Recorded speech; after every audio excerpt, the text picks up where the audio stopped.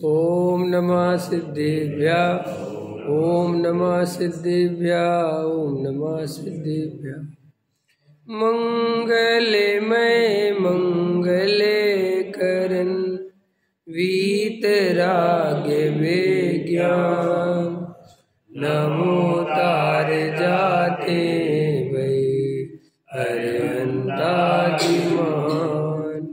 करे मंगल करे हो महा ग्रंथ करन के काज जाते मिले समाज सब पावे निज पद राज। इस भवधर्म का मूल ज्ञानो में त्या भाव ताको कर निर्मूल करिए मोक्ष। मोक्ष मार्ग प्रकाशक सातवां अधिकार आश्रव तत्व का अन्यथा स्वरूप पृष्ठ क्रमांक 226। आश्रव तत्व के संबंध में अपन ने दो बातें कही थी कि सामान्यतः संसारी जीव जो पांच इंद्रिय के विषय भोगों में ही लगे हुए हैं उनको तो ये भी नहीं पता कि आश्रव होता क्या है। कुछ जीव हैं जो स्वाध्याय वगैरह करते हैं, उसके माध्यम से शास्त्रों के आधार से उनको आश्रव किसे कहते हैं ये पता चल जाता है, लेकिन वे भी वास्तव में आश्रव को नहीं पहचानते, अनुभव से नहीं पहचानते।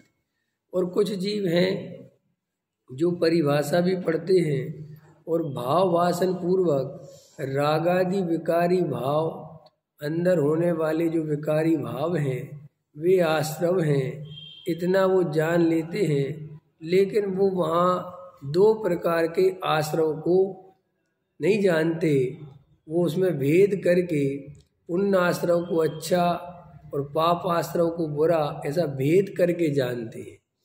जबकि वास्तव में ऐसा आचार्य भगवंतों ने पुण्य आश्रव और पाप आश्रव ऐसे शास्त्र में बात तो है, लेकिन वे दोनों ही बंध के कारण है, दोनों ही संसार के कारण है, दोनों ही जीव के स्वभाव नहीं है। ये बात अज्ञानी जीव नहीं जानता। इसलिए आपको मैंने एक बात कही थी कि संसार में सामान्यतया जीवों को जो स्थिति है वो ये है कि उनको अंदर के भावों से कोई लेना देना नहीं है। वे तो अपने में मस्त रहते हैं, खाओ पियो विषय भोग पंच इंद्रिय जोड़ो ये करो, और वे पुण्य पाप सिर्फ इतना समझते हैं। और वो भी समझते हैं क्या समझाया है कि मंदिर चले गए पूजा कर ली तो पुण्य बन गया, और व्यापार में चले गए तो पाप बन गया, बस। और पाप बुरा है और पुण्य अच्छा है।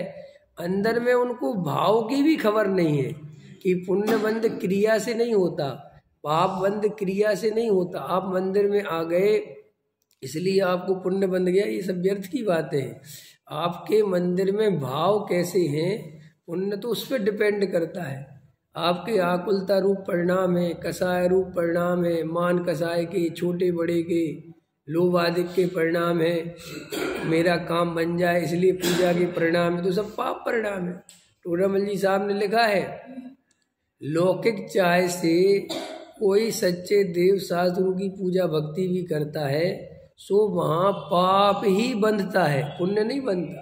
और आपको लगेगा कि हम तो नहीं करते, ऐसा बहुत जीवों को लगता है हम तो नहीं करते, लेकिन अभिप्राय में जाके देखोगे तो पुण्य की चाह ही वास्तव में लौकिक चाह है।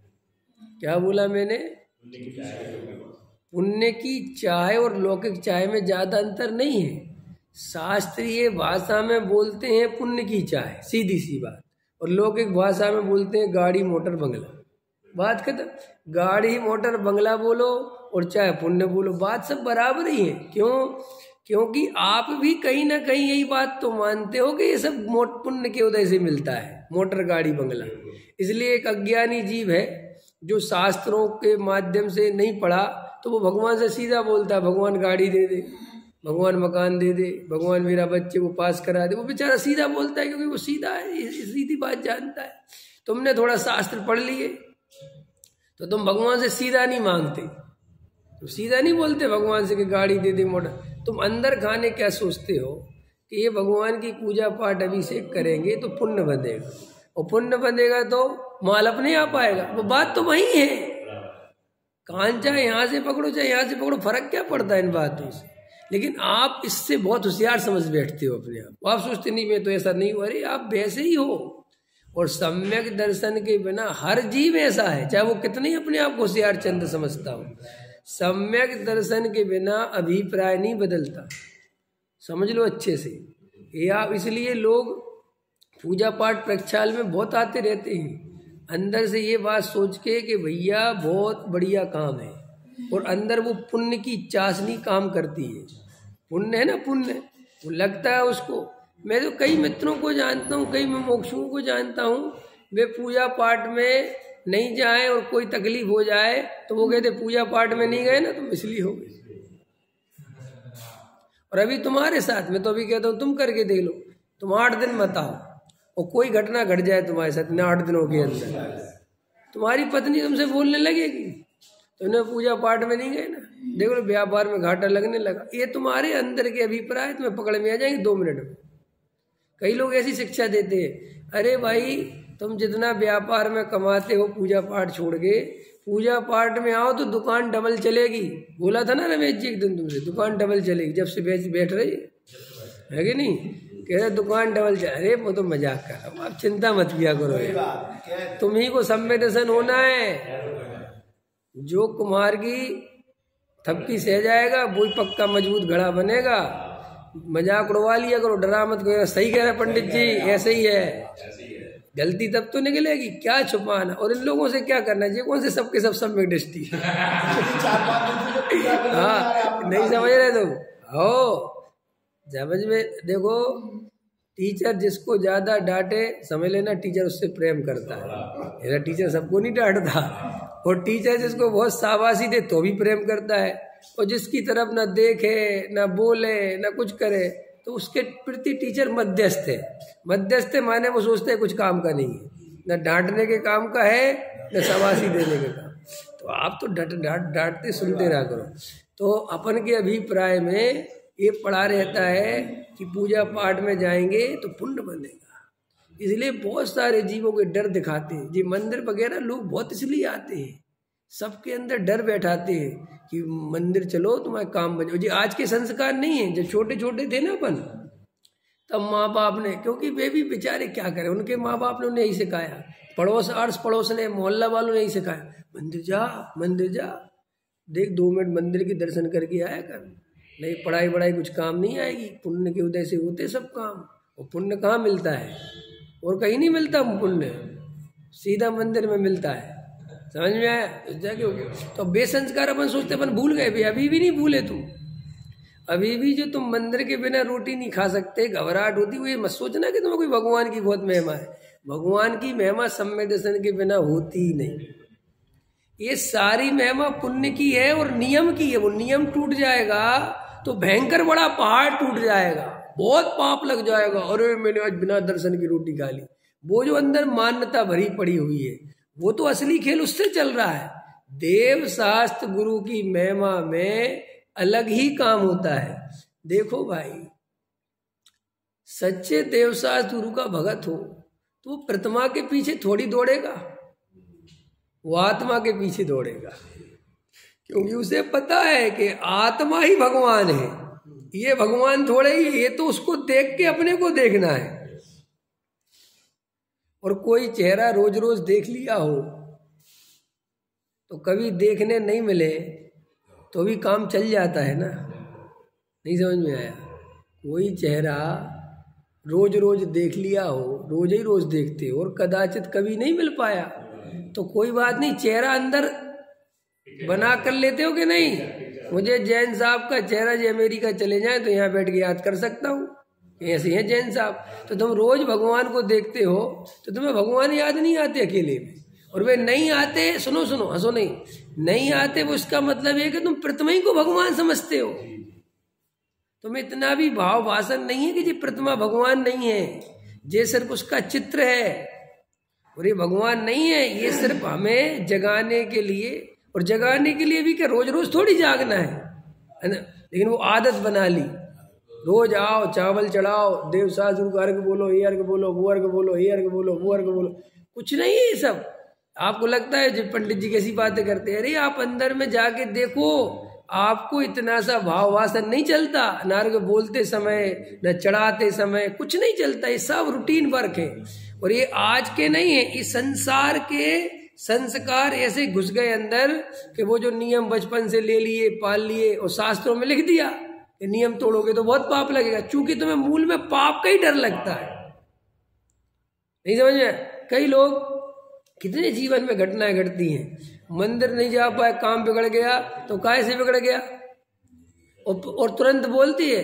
महिलाएं ज्यादा भयभीत होती हैं, बहुत डरती हैं, तो वे तो अपने पति को तुरंत बोल देती हैं, तुम देखो मंदिर नहीं जाते ना, इसलिए सब काम बिगड़ रहे, पहले रोज जाते थे सब बनता था। ख्याल में है ना? तो आदमी भी आखिर धीरे धीरे वो महिला की सुनते सुनते फिर उसी की सुनता है। ख्याल में है ना? क्योंकि तुम सही कह रही, क्योंकि दोनों टूटी फूटी गाड़ी चला रहे ना संसार की, इसके दोनों पहिए पंचर हैं। ख्याल में है ना? तो थोड़ी हवा वो भरती है, थोड़ी हवा ये भरता है, बेचारे ढोते रहते गृहस्थों की गाड़ी। है कुछ नहीं माँ, भयभीत अत्यंत में, बच्चों का भय, कुछ हो ना जाए, मर ना जाए, समझ में आए, कुछ हो ना जाए, दुख, ऐसे ही जीवन चला जाए। हाँ, तो वास्तव तत्व तो मूल में ये पुण्य संबंधी जो आपकी मान्यता है ये बहुत भयंकर बैठी हुई है। तो आप अपने को ये सोचते हो कि हम भगवान की भक्ति में सब कर रहे हैं, आप अंदर में जाके देखोगे तो मिथ्या दृष्टि जीव अधिकतर भगवान की पूजा भक्ति मात्र पुण्य की चाह से करता है। पढ़ा लिखा मिथ्या दृष्टि, अनपढ़ मिथ्या दृष्टि तो सीधा बोलता है भगवान से, क्या बोलता है, अपुत्र को भले पुत्र कीने, सीता प्रति कमल रचायो, अंजन से किए अकामी, दुख मेटो अंतर्यामी। वो तो सीधा बोलता है, ख्याल में आएगी नहीं, बात खत्म। तुमने द्रौपदी के प्रति चीर बढ़ायो, सीता प्रति कमल रचायो, और अंजन से किए अकामी, और अंजन को तुमने मोक्ष पहुंचा दिया, तो हमें कौन सी कमी है, हमारा भी ध्यान रखो। ख्याल में आया कि नहीं आया? दुख मेटो अंतर यामी, पाशनाथ देव सेवा आपकी करूं सदा, दीजिए निवास मोक्ष। ध्यान रखना अपना, रोज करता हूं मैं आपकी सेवा, कुल्लम कुल्ला धमकी है। ख्याल में आया ना? और कौन से बोलते हो, अश्व सेन के राज दुलारे, बामा देवी के सुत प्राण प्यारे, और फिर उसमें बाद बोलते हैं निज दिन तुमको जपूं पर से नेहा, अरे का उसमें नहीं, उसमें बोलते हैं नरेंद्रम बड़ेंद्रम सुरेंद्रम अधिसम नमेज, उसमें बोलते हैं सब अपुत्र को भले पुत्र कीने, और ये देने और वो देने, वो सब मांगते रहते। तो एक तो अज्ञानी जीव है जो पार्श्वनाथ चालीसा पढ़ते हैं, पढ़े 40 ही दिन सुख संपत्ति हो जाए, सब हो जाए, ख्याल में तो पढ़ते भी हैं लोग, तो वे है बिल्कुल प्योर अनपढ़, जिनने कुछ पढ़ा ही नहीं। अब थोड़े आ जाओ पढ़े लिखे लोगों पे, जिनने थोड़ा स्वाध्याय वगैरह किया है, इनने क्या किया, वो नरेंद्रम फरेंद्रम छोड़ दिया। ख्याल में आएगी नहीं, पार्श्वनाथ चालीसा भी छोड़ेगा, तो मूर्ख की बात है, और बड़े होशियार समझते अपने को। लेकिन अंदर में ये भी वे पूजा पाठ से पुण्य बंधेगा और पुण्य से माल मिलेगा, मान्यता वही है।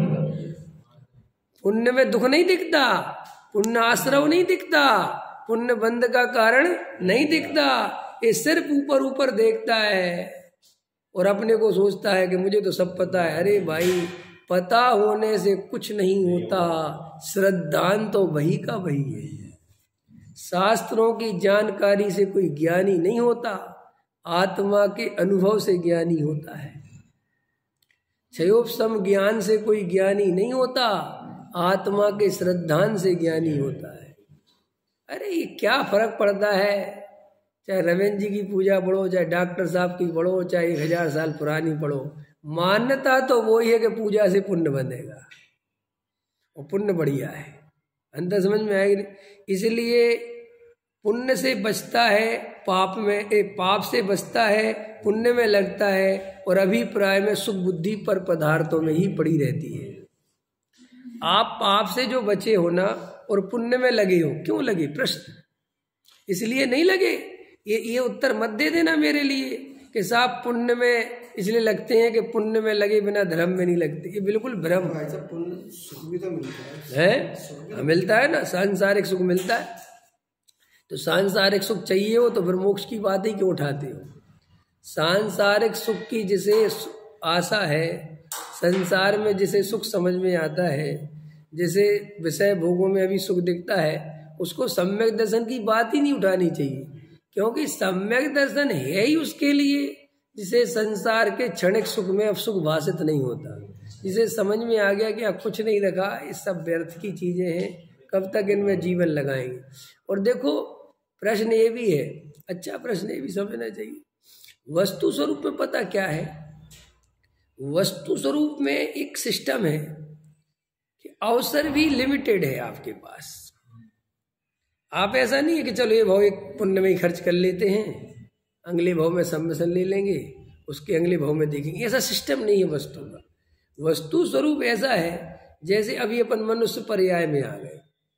अब मनुष्य पर्याय में आपके पास दो चॉइस है, या तो आप पूरा पुण्य में विषय भोगों में पैसा जोड़ने तोड़ने में खर्च कर दो, बात खत्म, और या ये तरीका है कि वस्तु स्वरूप को समझकर सम्यक दर्शन की प्राप्ति करो, भेद ज्ञान करो, तत्व विचार करो कि साहब इस जन्म में हमें तत्व विचार भेद ज्ञान नहीं करना, हमें तो पैसा जोड़ना है, मकान दो। तो अब वस्तु स्वरूप ये कहता है कि चलो ठीक है, लेकिन अब हम इसकी गारंटी नहीं ले सकते कि ये अवसर तुम्हें दोबारा कब मिलेगा।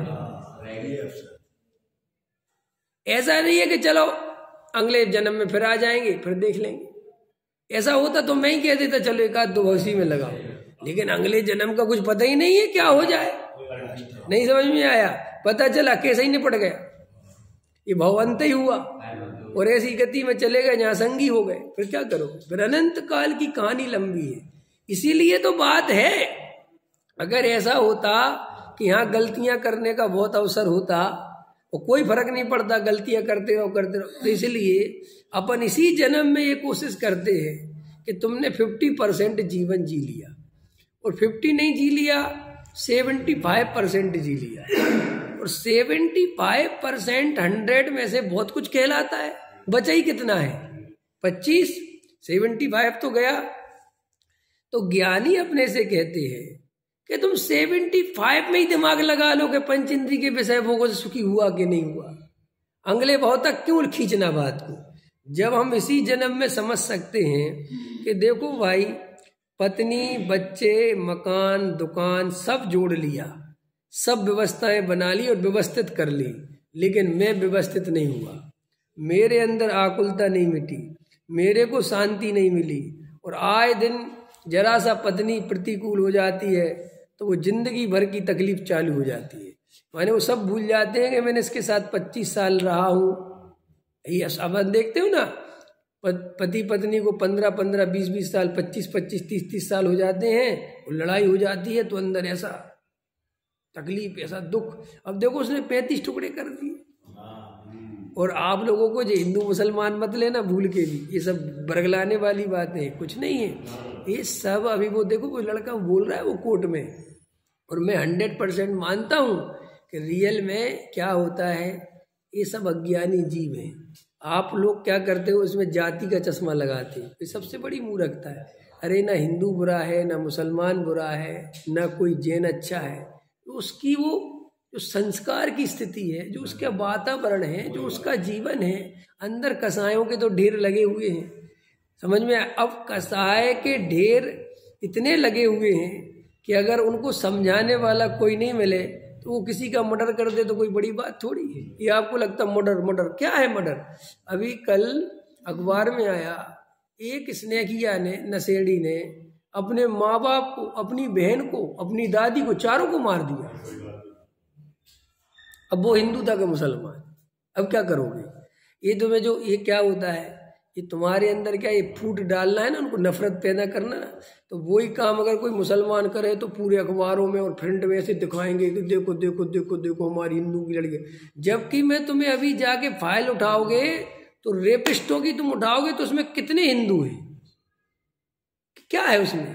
क्योंकि कोई हिंदू या मुसलमान थोड़ी रेपिस्ट होता है, वे तो अंदर जो कसाय है ना वो असली, वो कसाय सबके अंदर है। अब किसी को व्यक्त करने की स्थिति है, किसी को व्यक्त करने की स्थिति नहीं, अथवा कोई थोड़ा समझदार है कि वो दबा लेता है कि अरे इससे तो बहुत कोई खतरनाक स्थिति बन जाएगी। जैसे आपको अपनी पत्नी पे बहुत क्रोध आ गया, समझ में, लेकिन आप तो कि जैनी हो, थोड़े समझदार हो, पढ़े लिखे हो, थोड़े आपके संस्कार है, तो मारने का भाव तो आपको भी आ गया था कि निपटाई दूं बिल्कुल, ना रहेगा 5 ना बजेगी बांसुरी। फिर एकदम ध्यान आ गया, अरे रे रे कैसी बातें कर रहा हूँ भैया, जेल जाना पड़ेगा, समाज में क्या होगा, ऐसे नहीं करना। तो अभी रुक गए, तो रुक गए तुम परिस्थिति बस, और उसके पास इतना सोचने का अंदर नहीं था, तो उसने काम खत्म कर दिया। देखो एक स्त्री को एक गुरु के पास ले जाया गया, गांव वाले गुरु के पास ले गए, बोले साहब इस स्त्री ने व्यभिचार किया है, इस स्त्री के साथ क्या किया जाए। और वो गुरु हमेशा 2 बातें कहता था कि कभी किसी को तकलीफ नहीं देना। क्या कहता था?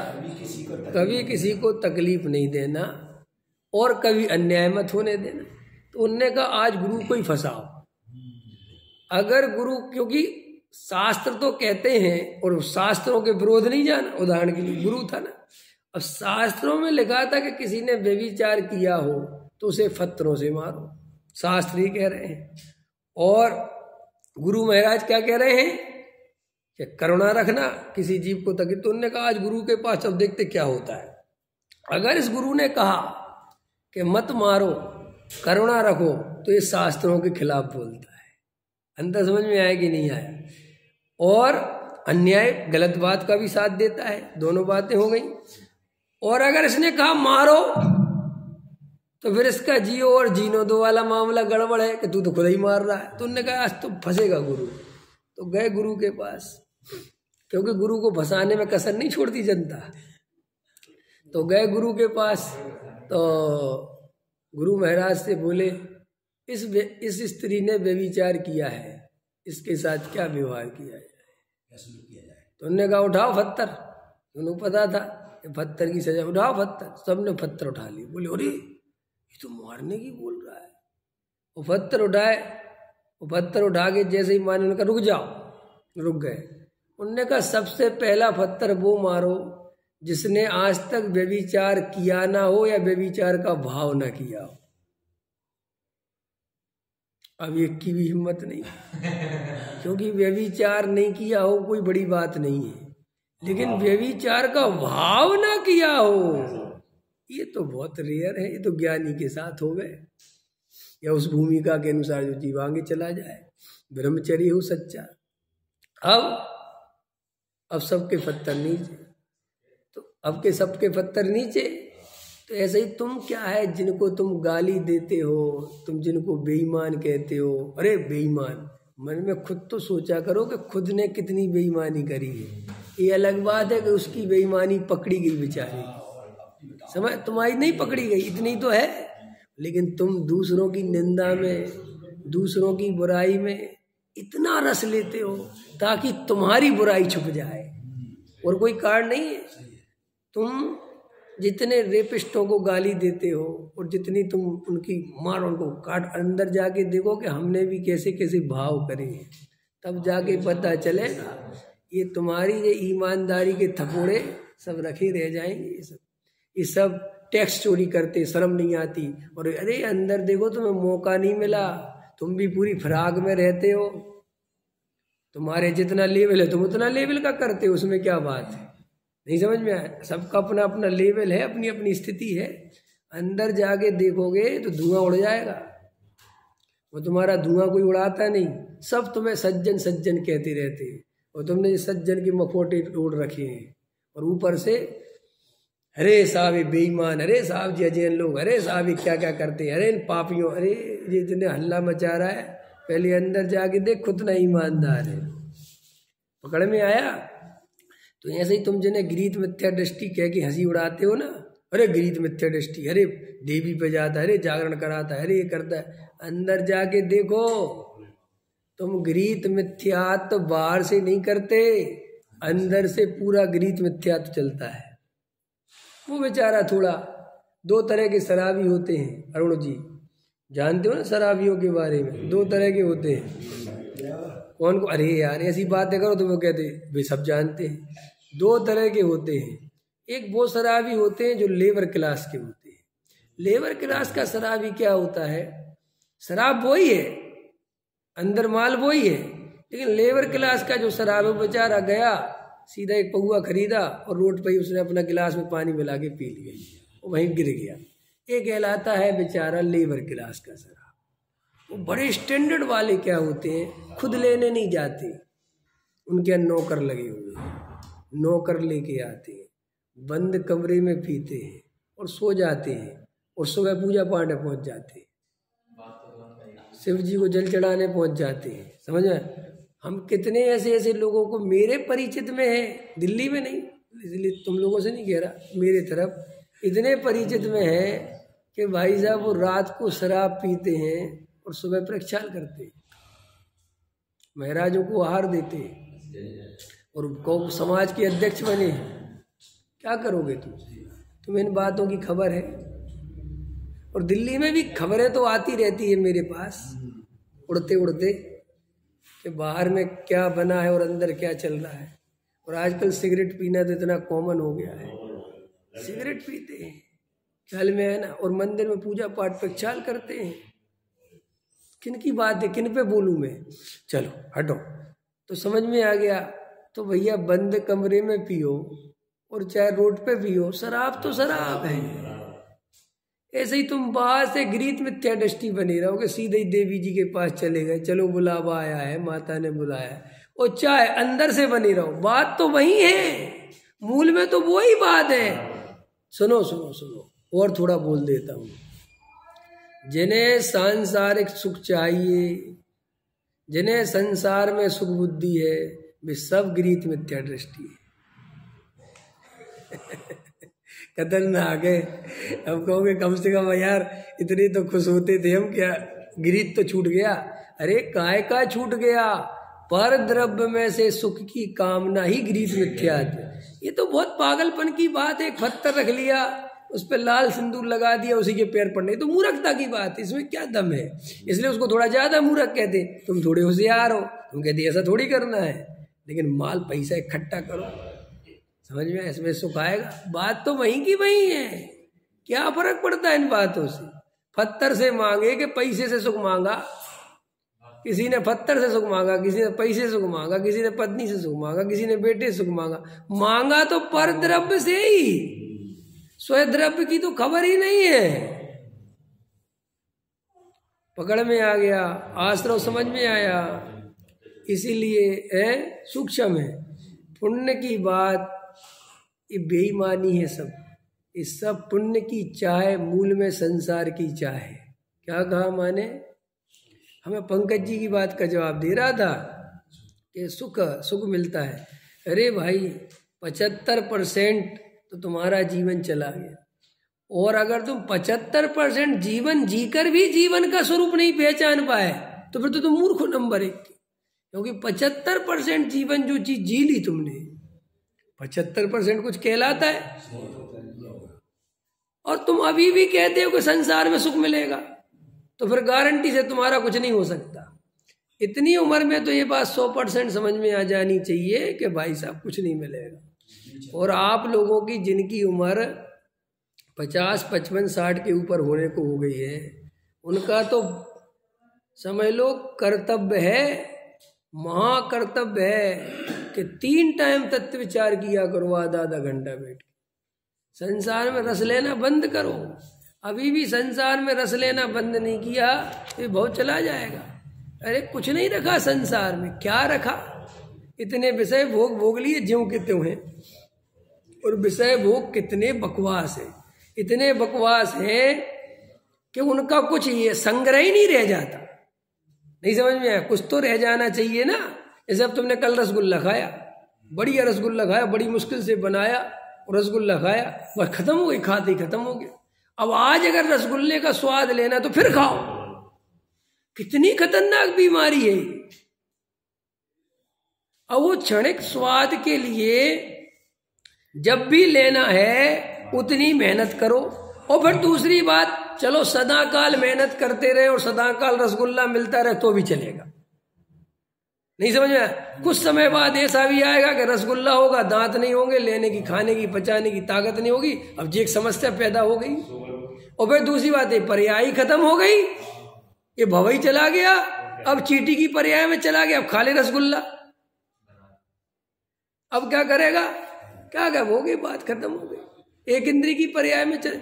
इसीलिए बात इतनी होती कि तुम मनुष्य हो और मरे फिर मनुष्य हो गए।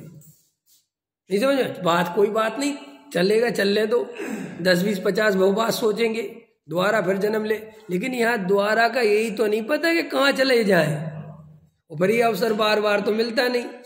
तो अवसर बार बार नहीं मिलता, इसलिए श्री गुरु कहते हैं कि शांति से भाई इस अवसर का फायदा उठा ले, और ऐसी बात को समझ ले जिसके जानने के बाद संसार के सुख की चाह मिट जाती है और दुख रह नहीं जाता। ये भी नहीं समझना कि दुख रह जाता है, दुख खत्म हो जाता है। क्यों? संसार की चाह ही दुख है, आत्मा अपने आप में दुख स्वरूप नहीं है। ये जीव स्वयं कल्पना करके पर द्रव्य में सुख चाहता है, पर द्रव्य में सुख मानता है, पर द्रव्य से सुख की आशा करता है, यही तो मूल में दुख है। अगर इतनी बात समझ में आ जाए कि मैं जीव तत्व हूं, जानना देखना मेरा कार्य है, और पर द्रव्य से कोई सुख का संबंध नहीं है, और वास्तव में जो इच्छा ही दुख है, और जो इच्छा मिट जाए तो सुख ही सुख है, फिर बचा गया? शांति से बैठो। और अभी शांति से नहीं बैठ पाते, आधी घड़ी नहीं बैठ पाते, 1 घड़ी नहीं बैठ पाते, 2 घड़ी नहीं बैठ पाते। क्यों नहीं बैठ पाते? क्योंकि हमारे अंदर ऐसी मान्यता है कि बैठ के समय मत गवाओ, जोड़ो। क्यों अमर बहन जी हैं? एक गांव का आदमी बैठा था और एक शहर का आदमी आया था। तो शहर का आदमी ने गांव के आदमी से कहा, अरे तुझे मैं देखता हूं क्यों अपना जीवन गंवा रहा है, जब देखो ये आम के पेड़ के नीचे बैठा रहता है, बांसुरी बजाता रहता है, ख्याल में है कि नहीं है? अरे कुछ कर। उन्होंने कहा अच्छा क्या करना है? अरे बोले पैसा कमा। अच्छा बोले पैसा कमा के क्या होगा? अरे बोले शहर में बढ़िया मकान बनवाना।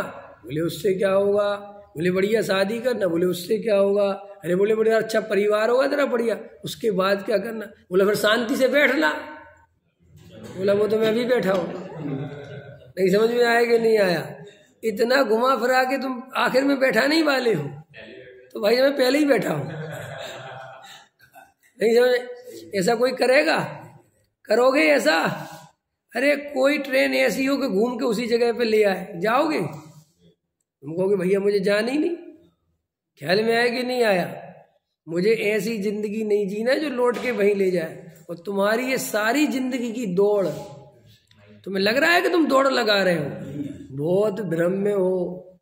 जैसे कोल्हू का बैल निरंतर चलता है लेकिन कहीं नहीं पहुंचता। समझते हो कोल्हू का बैल देखा किसी ने? अरे कोल्हू का नहीं देखा तो हमारे गांव में क्या होती है, वो दाएं होती है, रेट कहते हैं उसे, वो पानी वाली नहीं।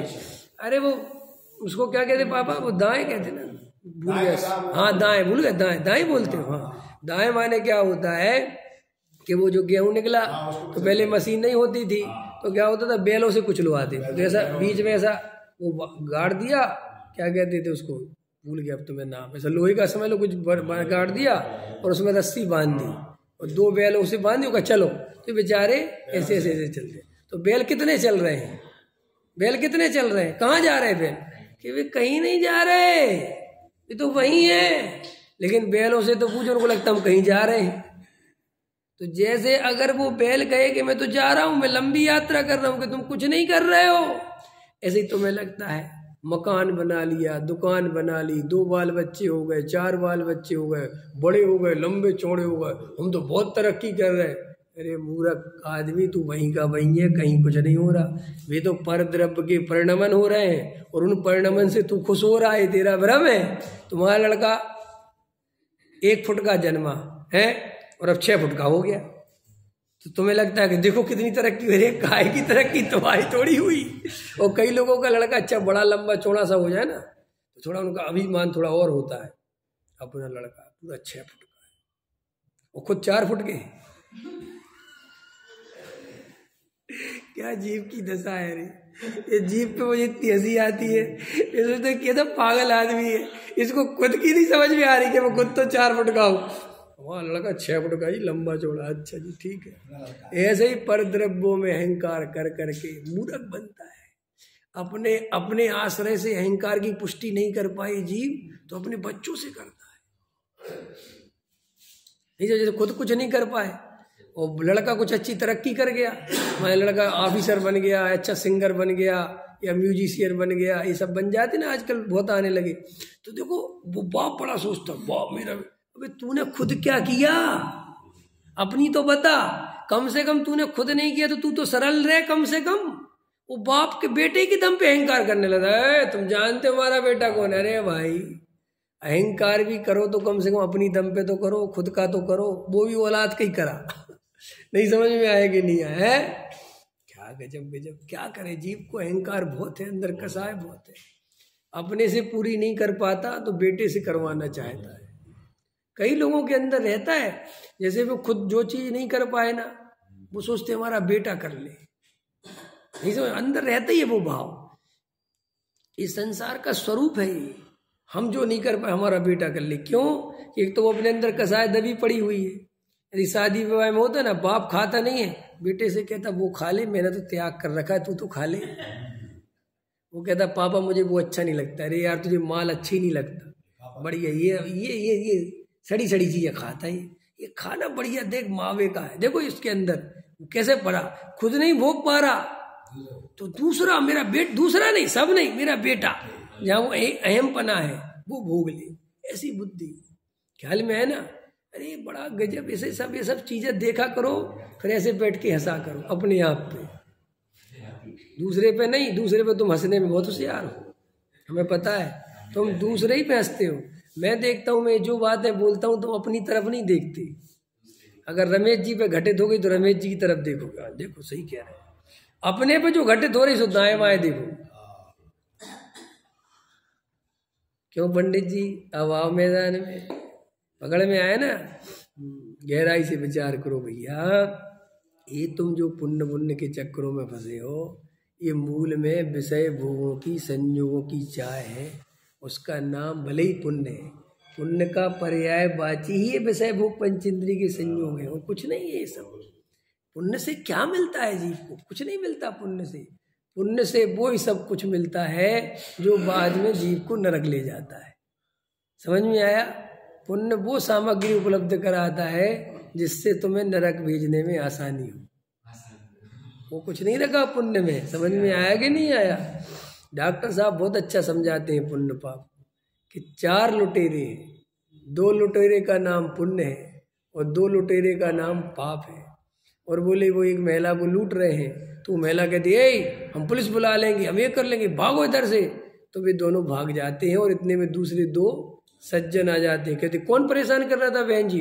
अरे 2 लुटेरे आए थे भैया, अरे ये रास्ता सुनसान है, ये सब गलत लोग आते हैं यहाँ, आप अकेली आ गई, बहुत गलती है आपकी। अरे भैया तुम तो बहुत ही अच्छी बातें करते हो भैया, हम सच कह रहे गलती। तो अब कोई बात नहीं, अब चली जाओ, हम भी वैसे उसी तरफ जा रहे हैं, लेकिन अब हम तो नहीं ले जा रहे गाड़ी में, आप चली जाओ। अरे भैया तुम इतनी, भैया बैठा लो हमें गाड़ी में। कह रहे अभी रास्ते पुलिस मिलेगी और वो पूछेगी ये महिला कौन है, हमें तो हम जानते नहीं, हम और फंस जाएंगे। अरे भैया हम कह देंगे मैं भैया है। बोली तो ठीक, चलो बैठ जाओ। वो बैठा लिया और महिला बहुत खुश कि हम तो बहुत बढ़िया अच्छे लोग मिल गए हमें। और आगे पुलिस ना की आई, चुंगी आई, बोले कौन है? अरे बोले हमारे भैया है दोनों। अच्छा अच्छा बहुत अच्छा, चलो जाओ। और आगे जाके उसने गाड़ी वो मोड़ी और खंडर में खड़ी करी, वो कहला बाहर निकल गया। आ गए, निकालो ये सोने चांदी के जो पहन रखे हैं। और वे 2 भी वहां से आ गए, कह रहे ये तो हमारे भाई हैं, ये हमारा प्लान रहता है फंसाने का। रमेश जी ऐसे ही फंसे हो तुम। हाँ पंडित जी सही कहते हैं। तुम मानो चाहे नहीं मानो, पंडित जी सही कहते हैं। ख्याल में आया कि नहीं आया? तो भैया ये आश्रव तत्व में ये अज्ञानी पुण्य पाप का भेद करता है, और एक अज्ञानी है जो भेद ही नहीं करता, उसे कुछ पता ही नहीं है, वो तो क्रिया कांड में लगा रहता है। वो तो सोचता है क्रिया कांड से ही सब कुछ हो रहा है, पूजा पाठ करो तो पुण्य, और हिंसा झूठ चोरी कुशील करो तो पाप, ठीक है कि नहीं, और समय सार सुनो तो धर्म। बात खत्म। तीनों में अपना सेट कर लिया। समय सार को धर्म मानता है सुनने को, पूजा पाठ को कर्म मानता है और व्यापार आदि को कर्म मानता है, माने वो पाप मानता है। खत्म, उसी इतनी सी स्थिति है। इसलिए जब तक जागोगे नहीं तब तक पाओगे नहीं। जागरण ही तुम्हें आचरण देगा। ख्याल में आया? आचरण से आत्मा नहीं मिलता, आत्मा की दृष्टि करोगे तो आचरण आएगा। ये अलग बात है कि जब भी मैं आचरण बोलता हूँ तुम फिर गलत चले जाते, वो मैं जानता हूँ। वो तुम्हारी गलती नहीं है, वो तुम्हारे जो खून में, जो ब्लड में आचरण के नाम से जो घुसा दिया है वो घुस गया है, और वो तुम्हें आचरण के नाम पे सिर्फ खाना पीना दिखता है और कुछ नहीं दिखता। इसके आगे तुम्हारी बुद्धि नहीं जाती। मैं ये बोलता भी हूँ ना कि जागरण से आचरण आएगा, तो भी वो तुम्हारे दिमाग में कोई क्रियाकांड आता है और कुछ नहीं आता। आचरण का अर्थ सम्यक चारित्र होता है, और स्वरूपे चरणम चारित्रम, ये बात ही ख्याल में नहीं है। ये तो याद दिलानी पड़ती है बार बार कि आत्मा में रमना चारित्र, ये बात ही नहीं ख्याल में आती। वो रोटी पानी वो याद आती है, क्योंकि उसी में लगे हुए हो। सहजानंदी सोद स्वरूपी